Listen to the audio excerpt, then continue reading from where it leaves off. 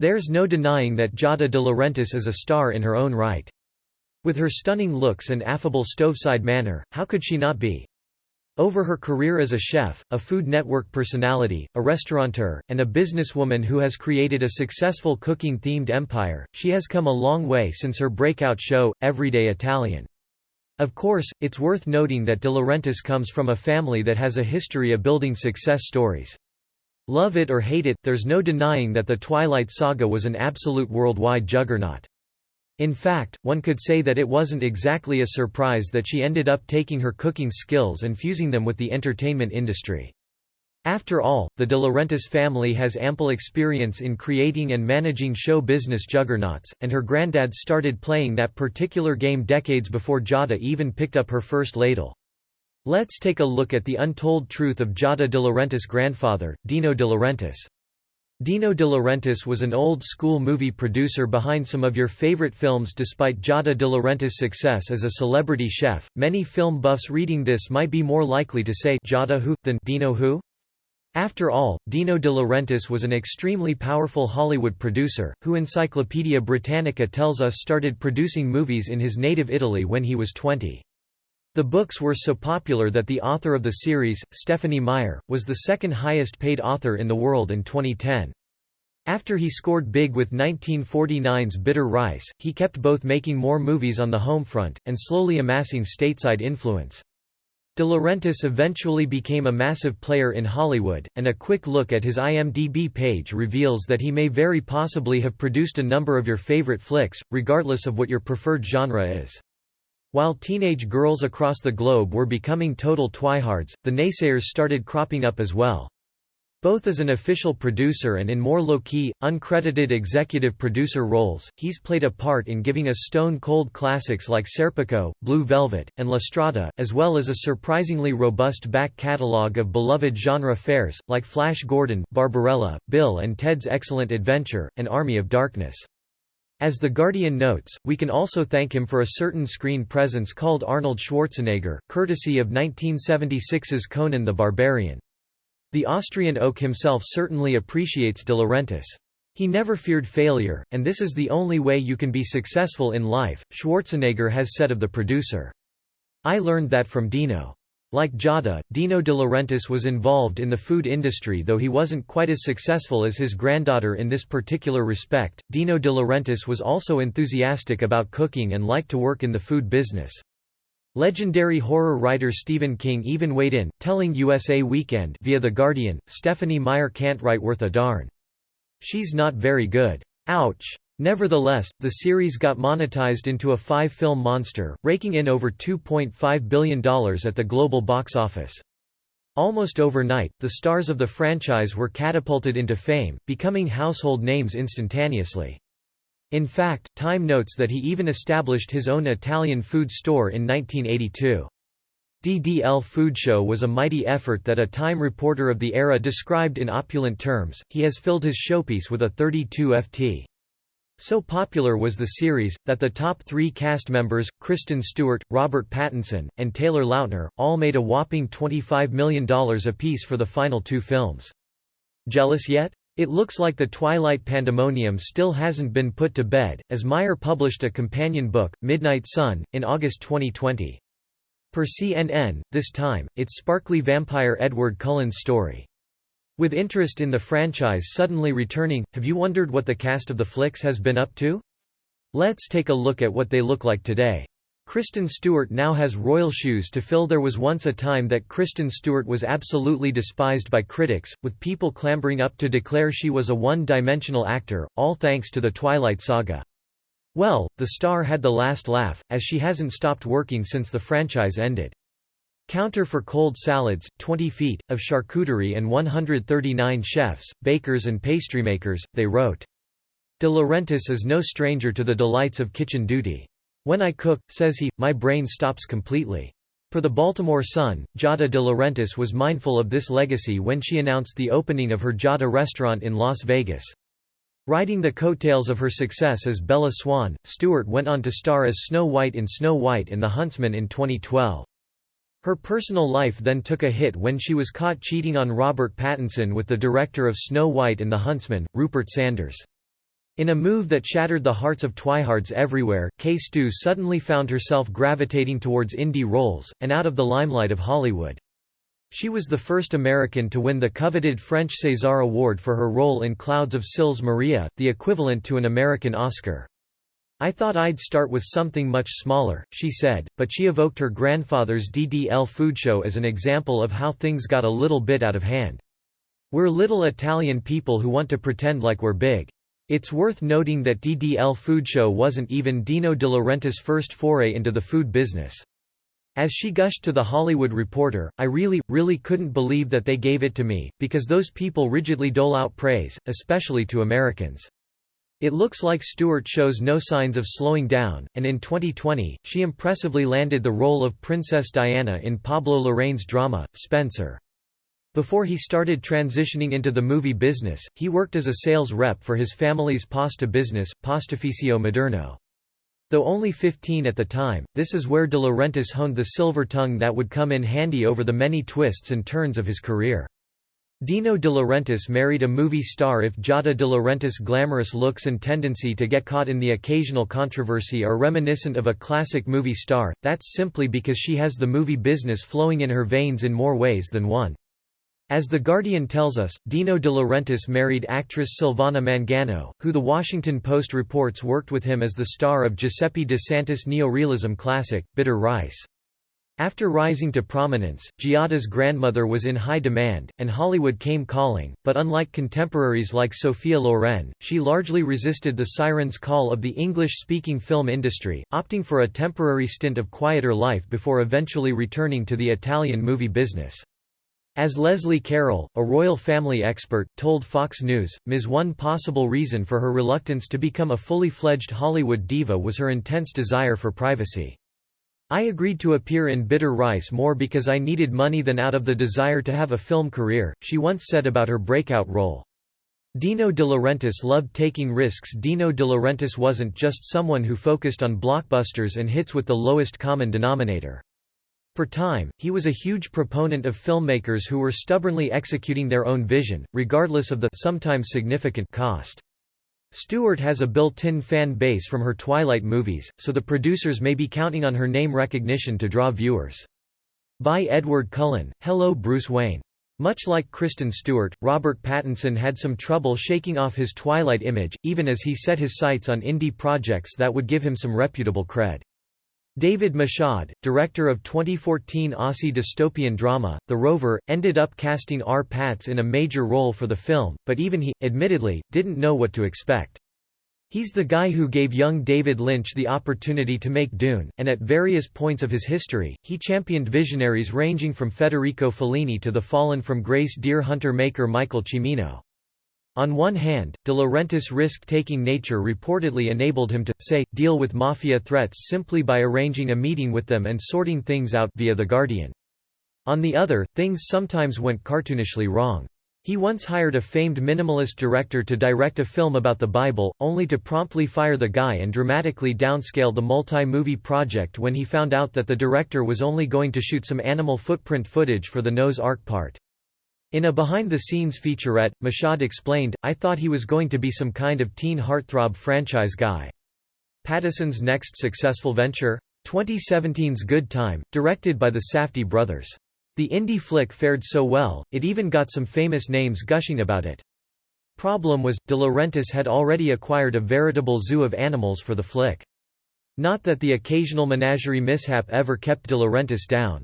Appearing on Jimmy Fallon's Tonight Show to promote his own movie, Pete Davidson refused to stop raving about Arpatz's crime thriller. So, did the Twilight alum manage to get rid of his brooding vampire image? As Benny Safdie told The Guardian of Pattinson, he wanted people to look at him in the movie as if he had been street cast. He was a lifelong risk-taker who happily followed his sometimes expensive vision. Dino is never happier than in a King Kong situation, where the stakes are enormous, where he can win or lose everything, an insider once said, regarding the producer's high-risk 1976 remake of the classic giant ape movie. Giada De Laurentiis and Dino De Laurentiis were close. As The Hollywood Reporter tells us, Dino De Laurentiis died in 2010, having lived to a ripe, old age of 91. Apart from a treasure trove of movies, he left behind a grieving family, including his granddaughter. Giada De Laurentiis had nothing but kind words to say about her granddad, and she made clear in no uncertain terms just what the family patriarch had meant to her. He wanted to disappear. While Pattinson certainly didn't disappear, he's instead become an even bigger star, and has stepped into Bruce Wayne's shoes for 2022's The Batman.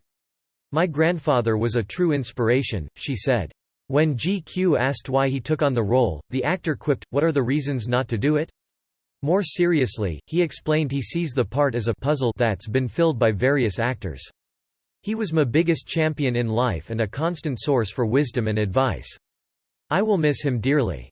Indeed, the legendary producer and his fascination with food seem to have been a profound influence on the celebrity chef. And the puzzle of it becomes quite satisfying, to think, where's my opening? This wolf became a witty comedian. It would have made sense for Taylor Lautner to have the same fate as his two Twilight co-stars, Kristen Stewart and Robert Pattinson.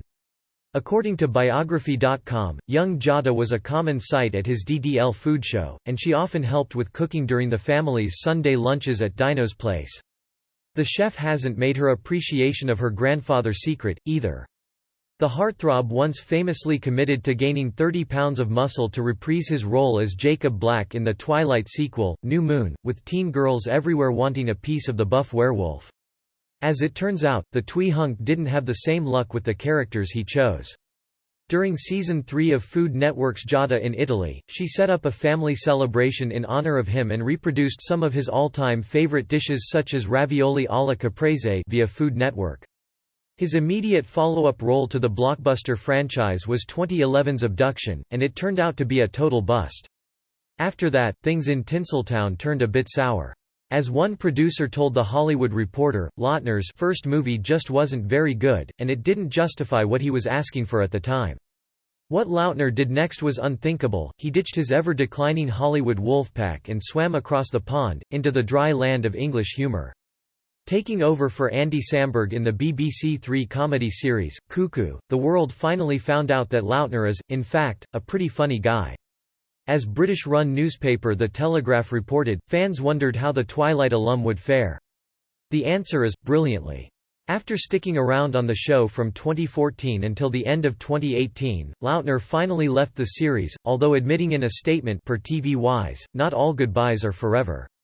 Peter Facinelli definitely found his fanbase. The Cullen clan patriarch, Carlisle, played by Peter Facinelli, saw steady work as an actor after the Twilight saga ended. In fact, he made a fantastic discovery that boded fab for his career, taking on a guest role on Fox's musical comedy show, Glee. The actor revealed to Hollywood Life that the fanbase was pretty similar to that of the vampire series. "Now I have a connection with Glee fans, it's like a crossover for Glee and Twilight fans." Facinelli added that he even bonded with co-star Lea Michele, as he worked almost strictly with the star. Learning how to appeal to his younger fanbase both with Twilight and Glee, Facinelli braved forward in 2015, finding work on CW's Supergirl.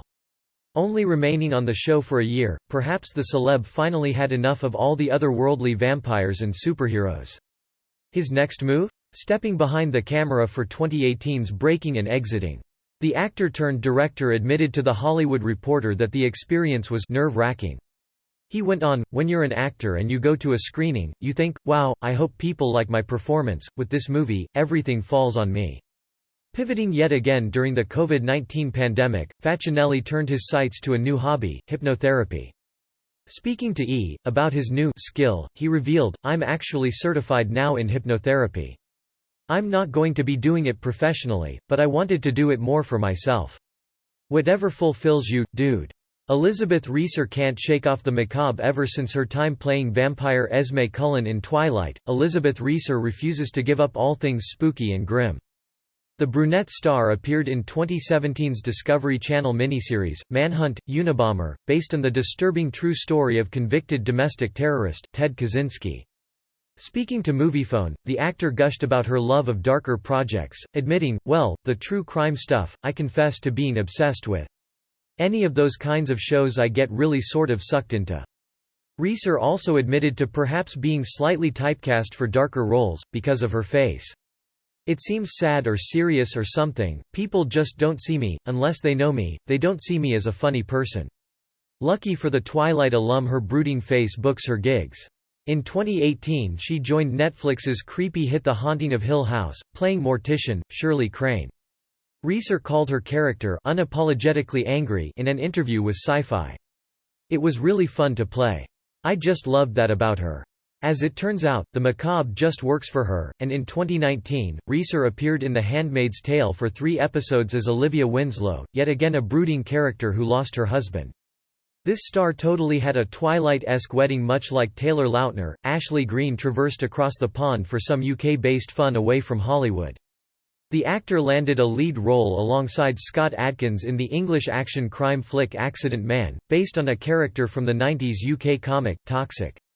With her brief British stint under her belt, Greene returned to America to join the cast of the YouTube web series, Step Up, High Water. Her role in the show is definitely a far cry from the sweet and lovable Alice Cullen in Twilight. Speaking to Access Hollywood about her character, 9, she revealed, "I get to basically just be catty and sassy. She's not evil, but I think she definitely knows what she wants and goes after it." As for her personal life? It looks like the star still has a bit of spooky Twilight nostalgia in her. The brunette beauty took some time away from acting to get married in 2018 to hubby Paul Cowrie, in a romantic grove of redwood trees.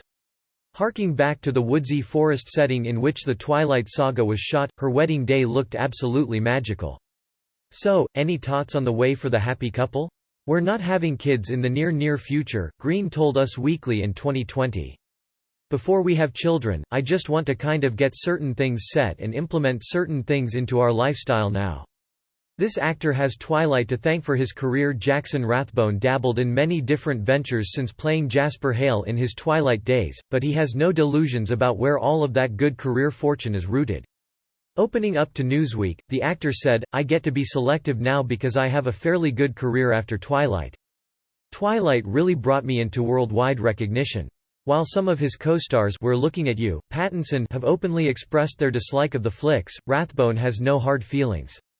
"I'm quite partial to the original just because I think Catherine Hardwicke did an incredible job setting the franchise and the tone," he told Newsweek. Since the saga, Rathbone has definitely picked meaningful roles, such as starring in 2017's True Story, Heart, Baby. The actor played songwriter Doc and fellow prisoner to George Lee Martin, a boxer who is offered the opportunity at freedom in exchange for fighting at the 1984 Olympic Games. Along with admitting that the role truly taught him the meaning of forgiveness, Rathbone must have jumped at the opportunity to play a musician, considering that's another medium in which he's had success. Heartwarmingly enough, as the actor revealed to the Post, he's stayed in touch with some of his Twilight castmates due to the COVID-19 pandemic. "We all have had a big text chain recently, seeing if we can kind of pull together and help out in some way. Watch your back, Matt Damon." After playing the most intimidating member of the Cullen clan, Emmett Cullen, Kellen Lutz landed even more burly Hollywood roles, and really, are we surprised? 2013 first saw him flexing his cartoon muscles in a 3D rendition of Tarzan, with the actor revealing that he still had to be in peak physical form for the role. In one of the bonus features about the making of the flick via USA Today, the hunk revealed that for the motion capture to work for the role, it involved a lot of jumping, climbing, fighting and other physical work wearing a skin-tight suit. After hanging up his animated loincloth, Lutz took on another heroic character. This time, the titular role in The Legend of Hercules in 2014. Although the typecasting is clearly evident, the hunky star doesn't mind. Speaking to Reuters, Lutz explained, "If everyone saw me as an action guy and gave me action movie after action movie, I'd be fine with it. It's one of those great genres that you always have fun doing." The actor also mentioned, however, that he'd love to have a career like Matt Damon, who's done action roles, along with both drama and comedies. As of this writing, it looks like Lutz will have to flex his muscles for another major role off camera, carrying a newborn. In a December 2020 Instagram post, the actor revealed that he and his wife, Brittany Gonzalez, were expecting a baby girl. "Congrats, you too." Nikki Reed found success doing what? Not all of the Twilight alums continued with a streak of successful Hollywood flicks. Nikki Reed, the alluring Rosalie Hale of the Cullen clan, unfortunately, found herself in a string of flops, causing her to get crafty with her success. The solution? Recycling computer motherboards. Wait, what? For People, the actor-turned-designer started her own sustainable lifestyle brand, Bayou with Love, where she has collaborated with Dell to extract gold and precious materials from computer motherboards and recycle them into jewelry. According to Reed, there's 800 times more gold in a ton of computer motherboards than in a ton of ore from the ground, and over $60 million of gold and silver is thrown away on landfill every year unknowingly. So why not use it? We gotta say, the girl has a point. Besides making trash look fab, the star also became an ambassador for the plant-based baby food delivery service, Raised Real. According to The Hollywood Reporter, Reed was inspired to work with the brand thanks to her and actor hubby Ian Somerhalder's baby daughter, Bodhi. So how does the star try to unwind when she's this busy? I have quiet time with a cup or two of tea every morning, Reed revealed to C in 2020. I try to take that time to set up my day, get organized and stay grateful. I have been going on nature walks with my little one every day, which always brings so much joy. Billy Burke returned to his villainous roots. Actor Billy Burke continued tackling moody projects since playing Bella Swan's dad, Charlie Swan, in the Twilight flicks.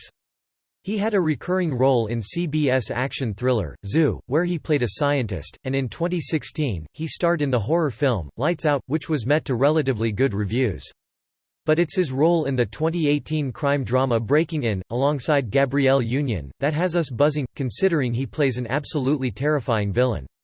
Surprisingly enough, the actor revealed in an interview with KTLA-5 Morning News that it wasn't his first time playing a bad guy. That's right, folks, Bella Swan's soft-spoken dad actually has a mean streak. I hadn't done it in a while. I spent the first good portion of my career I think getting gigs because of my ability to grow facial hair and sneer. It was nice to return to that. At the time of this writing, as Deadline announced, Burke is set to star in Netflix's dramedy series, Made, due to come out sometime in 2021. For the role, it looks like he may finally be bridging both of his good guy and bad guy worlds as a contractor whose life and career was hard hit by alcoholism and the recession, but after becoming deeply religious and sobering up, he denies any of the darkness in his past. Cam Gigandet and the OC didn't mix well. Cam Gigandet shot to fame playing the guy everyone loved to hate both in the Twilight series, and teen hit, The OC hanging up his villainous cape in 2014. The actor then starred in short-lived CBS legal drama Reckless, playing a divorced father of two attorney. Although we're used to seeing the blonde actor scowl on camera, he revealed in an interview with Collider that he likes having that balance between playing both bad guys and good. After Reckless got cancelled, Gigandet took on a role in the AT&T original series Ice, which lasted from 2016 to 2018 and was met to, unfortunately, lackluster reviews. Perhaps he should stick to what he does best? More of a reserved dude in real life, it turns out, Gigandet isn't really in touch with most people he's acted with in the past. Although the celeb has kept mum about his Twilight castmates, he didn't have the most amicable things to say about some other former A-listers. Opening up to Elle, the actor dished about his not-so-great time on the OC. Ben McKenzie was kind of mean to me, Gigandet said, adding, I hadn't done anything at that point and he was a little bit of an A****. But I love him. As for Misha Barton? I didn't really. Was she there? I don't even have memories of her, he said. Harsh. In 2020, he had a chance to star alongside another teen icon, Riverdale's Camila Mendes, for the Netflix thriller, Dangerous Lies. Twilight was a lifetime ago for Anna Kendrick in terms of who has seen the most success since the Twilight days. Anna Kendrick is right up there with co-stars Kristen Stewart and Robert Pattinson. She's done so well for herself that she even tweeted she forgot she was ever in the series. Okay fine, the girl's got jokes. But the bubbly star has certainly kept busy since the franchise, landing a slew of films credits, most notably the Pitch Perfect flicks and Into the Woods. Although Kendrick had what some would call a traditional role as Cinderella in Disney's Into the Woods, the star stands behind the fact that it's a feminist interpretation of a classic tale. As she explained to Vulture, what's interesting about this version, is that not only does Cinderella leave her prince, but she leaves with forgiveness and respect and compassion for the prince. There is something extremely relevant and modern about the idea of civility in separation. In 2020, the star took Vanity Fair down memory lane, and when it came to chatting Twilight, Kendrick recalled that she felt so cold and miserable filming in Oregon. Musing about her co-stars, she added, "It was also kinda bonding. There was, something about it, like you go through some trauma event, like, you imagine people who survive, a hostage situation and you're kinda bonded for life. We're not sure if comparing Twilight to surviving a hostage situation is exactly accurate, but to each their own. Mackenzie Foy has become a horse-obsessed lister in Twilight, Breaking Dawn, Part 1. Fans witnessed what was probably one of the most terrifying childbirth scenes in cinema. By the time Breaking Dawn, Part 2 was released, viewers finally got a better glimpse of Renesmee Cullen, Bella Swan and Edward Cullen's daughter. Thankfully, we weren't graced with the genuinely abhorrent animatronic doll that almost made the flick's final cut, only a slightly creepy CGI baby, and we're lucky that vamps age fast, as actor Mackenzie Foy quickly filled the role of Renesmee. Although she was still a tween when Breaking Dawn, Part 2 came out, Foy has since grown into a proper A-list star. As well as landing roles both in 2013's The Conjuring and 2014's Interstellar, the celeb also snagged the lead role in the Disney Plus 2020 adaptation of Black Beauty. "I'm a massive fan of the original book and I was just really excited," Foy gushed to Pop Culturalist, adding, "After I read the script, I was just sobbing because of how perfect it was." It turns out, the star gained a newfound hobby after her stint playing a teenage horseback rider. "I'm obsessed now," she told Flaunt. "I've been riding every week." So, besides horseback riding and starring in blockbuster flicks, what else does Foy have planned on the horizon? "I hope to keep doing film," she mused. "Hopefully to one day start directing would be amazing." Dakota Fanning discovered she has royal blood. Dakota Fanning has grown up in front of the camera. Who can forget her as the little girl in 2001's heartwarming I Am Sam, or alongside the late Brittany Murphy in 2003's Uptown Girls. Surprisingly enough, Fanning managed to bypass the turbulent years many former Hollywood child stars experience as they grow older and has maintained steady employment well into her adult life. In Twilight, New Moon, Fanning portrayed Jane, a powerful vampire of the Volturi, reprising her role both in Eclipse and Breaking Dawn, Part 2. In 2019, the blonde star landed a role in Quentin Tarantino's highly acclaimed Once Upon a Time in Hollywood. "A huge dream of mine was to work with Quentin Tarantino," Fanning revealed to Collider in 2020. "I wanted that since I saw Kill Bill for the first time. Having that sort of come true was like a moment of this weird, relief. It was just one of those moments that was so exciting." Besides becoming a Tinseltown heavyweight, it looks like the War of the Worlds actor is prestigious in a different regard, too. According to Ancestry.com historians via People, Dakota and her younger sister, Elle Fanning, are both descendants of King Edward III, who ruled England for nearly 50 years from 1330 to 1376. If that's not all, they're also distant cousins of Kate Middleton, the Duchess of Cambridge. Step aside, J.Lo. Christian Serratos has filled Selena's shoes. Christian Serratos had a massive Hollywood glow-up since portraying the timid Angela Weber in the Twilight saga. Upon completing Breaking Dawn, Part 2 flick in 2012, Serratos only waited a few years before taking on the role of the plucky Rosita Espinosa in The Walking Dead. As it turns out, playing Rosita for over 100 episodes on the hit AMC series served as a fantastic base for Serratos' next mega project, portraying the iconic Selena Quintanilla in Netflix's Selena, the series. Speaking to Complex, the actor dished about her valuable experience on The Walking Dead, saying that being there for so long and paying attention to her surroundings was helpful for her going into Selena. Giving credit where credit is due, Serratos added, "Being a part of that ensemble cast is incredible. I learned some great habits there to take into my next job." Of course, stepping into the shoes of the late queen of Tejano music made Serratos a pinch nervous. "I've been listening to her since I was way below single digits," the star told People. "It was really intimidating to audition and to play her, but I felt prepared in life to accomplish what I think we did on this show. I gave it everything I could." Serratos ended up impressing the biggest critics of all, Quintanilla's family. "I think that Christian did an outstanding job," praised A.B. Quintanilla, Selena's brother, to TMZ. Bryce Dallas Howard and her agonizing Baby Yoda experience. Bryce Dallas Howard made her Twilight debut in 2010's Eclipse as Victoria, replacing actor Rochelle Lefevre. Already a part of Hollywood royalty thanks to her dad, prominent director Ron Howard, Bryce previously made her own waves in the industry, starring in M. Night Shyamalan's The Village in 2004. Since starring in the vampy teen franchise, Bryce was a part of quite a few big-name projects, yet she ultimately decided to follow in her father's footsteps and try her hand at directing. Anything worthwhile mentioning, you ask? Well, there's The Mandalorian, for starters. As of this writing, Bryce has impressively directed 2 episodes of the ultra-popular Disney Plus series. One of the reasons why I was hired for The Mandalorian was because series creator Jon Favreau himself is an actor, the star explained to Free the Work. The transition from writing to directing can be very challenging. Jon knew that I had been exposed to many different versions of how to approach problem solving and running a set.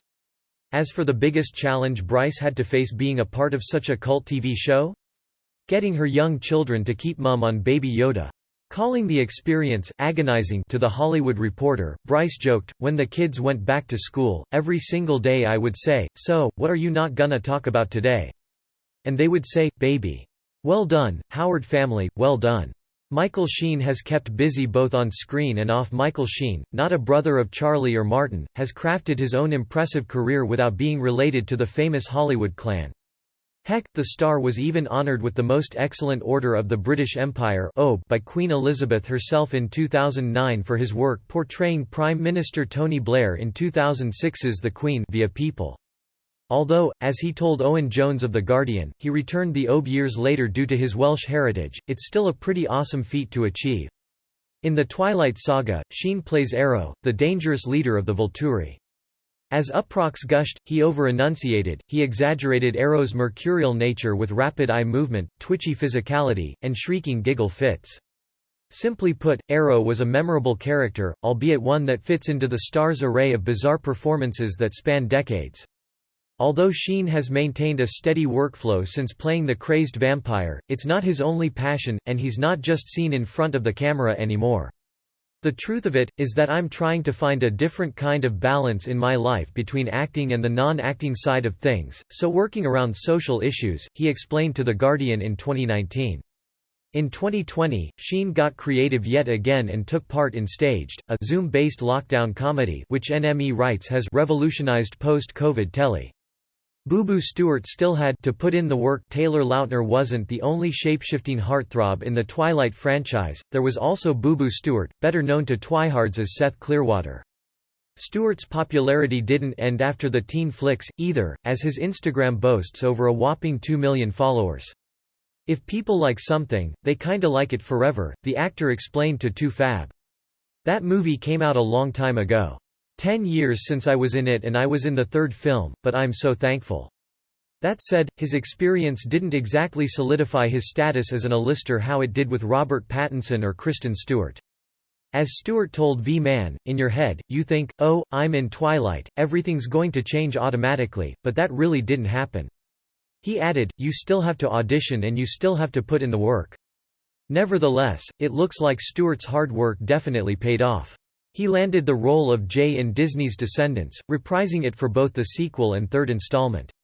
He followed that with 2020's Let Him Go, starring opposite Diane Lane and Kevin Costner, and even amid a global pandemic, Stewart has still kept busy. An artist as well, the actor told Boys by Girls, while everybody else is sitting around. "The way I dealt with frustrations was by creating.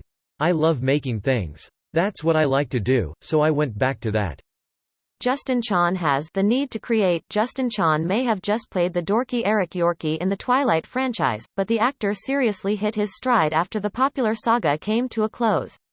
He starred in 21 and Over with Miles Teller and formed BGA, Boys Generally Asian, a parody K-pop band founded by YouTuber Ryan Higa. Per Rajak Daily, in 2017, one of the comedy group's singles even eclipsed actual K-pop supergroup BTS when it shot straight to #1 on the iTunes K-pop chart. Chon's work off-camera is even more impressive, as he's also a writer and director. In 2017, he wrote and directed his first feature film, in which he also stars, and raised $56,272 on Kickstarter to get it made. The movie, which has a title we won't repeat here, ultimately earned him various awards. The gritty drama has a title some viewers can't bring themselves to say, per Vulture, but is an achievement for Chon, as it rejects Hollywood's stereotype of Asian men. Twilight was actually a step towards breaking that stereotype, albeit a small and sad one, as Chan told the outlet that part of his reason for taking the role was that his character didn't have an accent and didn't have to be, like, such a loser or a super nerd. In a 2020 interview with Forbes, it appears that Chan is still busy blending all of his talents. I just feel the need to create, he dished. All aspects are incredibly fulfilling. Gil Birmingham formed a bromance with the dude. You probably recognize Gil Birmingham as Jacob Black's father in the Twilight series, Billy, or, as USA Today puts it, he's that guy you've seen in everything. Truth be told, you probably have seen Birmingham quite a bit, especially since gaining such praise for his role as Billy. He's made recurring appearances on House of Cards, tried his hand at comedy on Unbreakable Kimmy Schmidt, and even developed a bromance with Jeff Bridges in the Oscar-nominated Hell or High Water. As it turns out, Bridges was one of his favorite aspects of being involved in the flick, and as he told USA Today, the pair had an old married couple dynamic. But Bridges wasn't the only praise he had for the critically acclaimed project, either. Speaking to Cowboys and Indians, Birmingham called the film a big turning point in his career, adding, "If you're lucky enough to get any kind of success in this business, it's an incredible blessing, because the majority of people never get it." That being said, he also counts Twilight as a huge factor that helped him, too. "I had a higher profile in a movie saga called Twilight than I did in a critically acclaimed film like Hell or High Water," he told the mag. And not to take away from Twilight, but it didn't speak to my heart the way the projects I've done more recently have. Projects with great writing and really interesting character studies. Jamie Campbell-Bower landed an even higher profile gig. British actor Jamie Campbell-Bower tends to dominate the supernatural universe. He made his first appearance in the Twilight saga with New Moon as Keys, a Volturi member, reprising his role in Breaking Dawn Part 1 and 2. Not only mixing with vamps, he's also dabbled in the wizarding world as the young Gellert Grindelwald in Harry Potter and the Deathly Hallows, Part 1, and appearing as the same young character in Fantastic Beasts, The Crimes of Grindelwald. We would be remiss, however, if we also didn't mention the heartthrob's once high-profile relationship with Lily Collins. According to Elite Daily, the A-list pair met in 2012 while shooting the fantasy flick The Mortal Instruments, City of Bones together and became a couple shortly thereafter. On and off for a few years, the duo went on to become two of Hollywood's biggest names at the time and a good-looking couple for Gen Z shippers to fawn over. They ultimately broke up in 2018, with the Emily in Paris star moving on to her current beau, Charlie McDowell. As for Campbell-Bower, it looks like the actor has kept busy since his breakup and is even making more of a mainstream breakthrough.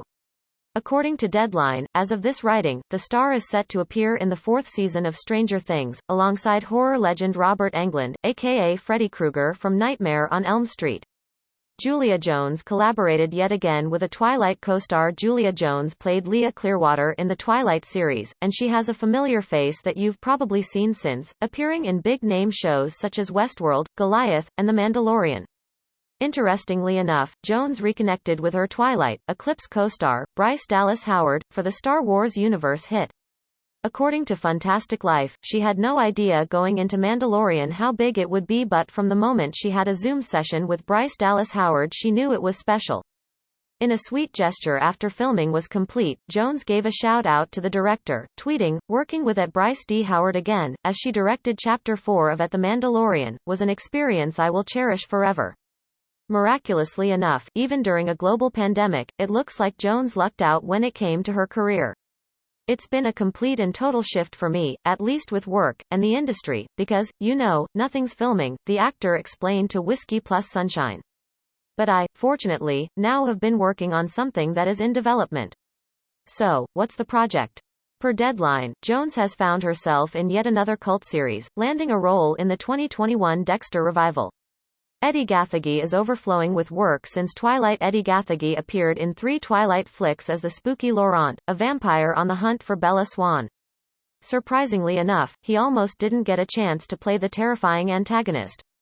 As the first film's director, Catherine Hardwicke revealed to Daily Beast, she spoke to author Stephenie Meyer about wanting a lot more of the cast to be diverse. She noted that Meyer had not really written it that way, adding that she knew who each character was representing in a way, a personal friend or a relative or something. Ultimately pushing for Gathegi to land the role of a vamp, Hardwicke explained, the only reason that came through was he was described as having olive skin. And I said, there are black olives out there. Thankfully, it looks like Gathegi hasn't run into similar issues landing gigs in Tinseltown since. Superhero buffs may recognize him as Darwin from X-Men, First Class. He's also landed a recurring role as Matthias Solomon in both The Blacklist and The Blacklist, Redemption. The actor has been so busy, in fact, that he's had to balance playing different characters on different shows simultaneously. It does sometimes become a bit of a challenge, he explained to Celebrity Page. Sometimes one character will bleed into the other one, and I have to pull back and remember who I'm playing. Hey, that's certainly not a bad problem to have. Michael Welch said goodbye to Bella Swan, and started his own family. Can you imagine a world where Robert Pattinson didn't play Edward Cullen in the Twilight saga? Well, neither can we, but that's the role Michael Welch was after before he landed the part of the popular teen crushing on Bella Swan, Mike Newton. As much as I appreciate my representatives thinking that I could pull off Hauntingly Beautiful, the most gorgeous creature you will ever see on the planet, he quipped to MTV, it's not quite me. Welch wasn't exactly a newcomer when he came on for the teen franchise. In fact, as he explained to Screen Slam, he's been acting professionally since he was 10 years old, with his first credit being an episode on the cult 90s sitcom, Frasier. Once that was on my resume, then I started doing other sitcoms and other dramas. Since then, the actor's resume has been impressively consistent, yet he's also made time to start a family, proposing to his now wife, Samantha Maggio, in 2015. As of this writing, the duo share 2 girls, and the Welch clan can adorably be seen coordinating outfits for the holidays, be it Halloween or Christmas.